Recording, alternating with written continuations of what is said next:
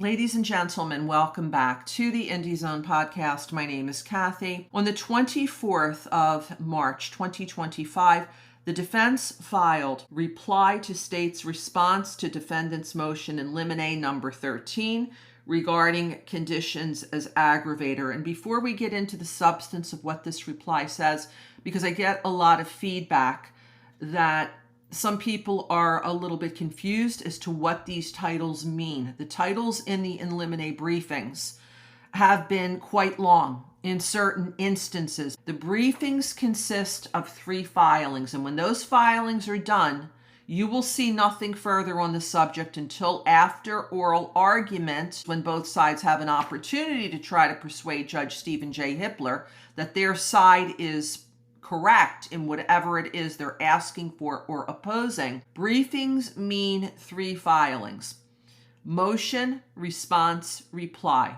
Motion.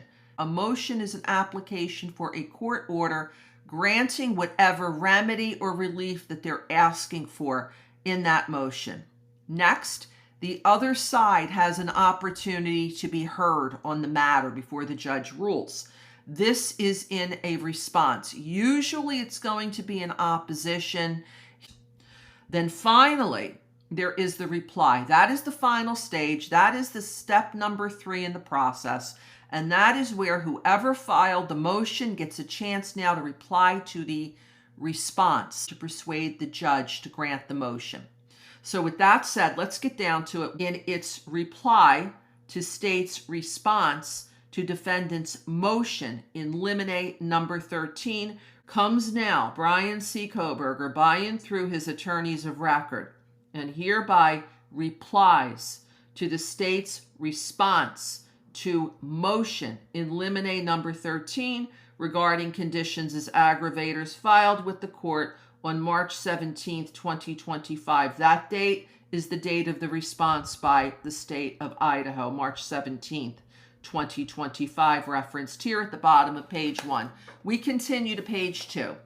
The defense continues. The state has conceded it agrees with Mr. Kohberger's request in his motion to prevent the state from using his diagnosis and conditions thereof as aggravators in support of the DP should the case reach that stage. What they're referring to here is that it will only reach the penalty stage if there's a conviction. So they're quick to point out here, should the case reach that stage. This is not an issue, apparently, that's going to be argued in the guilt phase, or AKA the case in chief, when it's the prosecution's duty beyond a reasonable doubt to convince that jury to return verdicts of guilty in the 5 first-degree felonies that Mr. Kohberger was indicted on back in May of 2023, which again, at all times, he is considered under the eyes of the law as being innocent until or unless a conviction happens at trial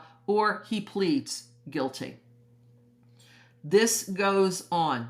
Mr. Kohberger's request finds basis in the case law cited in his motion in Limine. So he's saying, Judge, what we're asking for, the relief, it's based on legal authority, the case law that you'll find in the originating motion.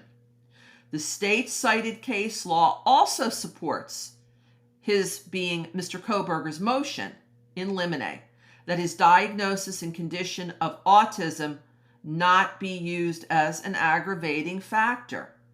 Mr. Kohberger has moved for, and it is unrefuted, meaning the other side has not disputed this, according to the defense, that the state not use, and in bold letters, in support of aggravation. Again, bold letters, these 4 words, in support of aggravation, his diagnosis and characteristics of autism. We will now await a ruling from Judge Hippler as to this issue. This will now conclude this episode of the Indie Zone podcast. Thanks for joining us here today.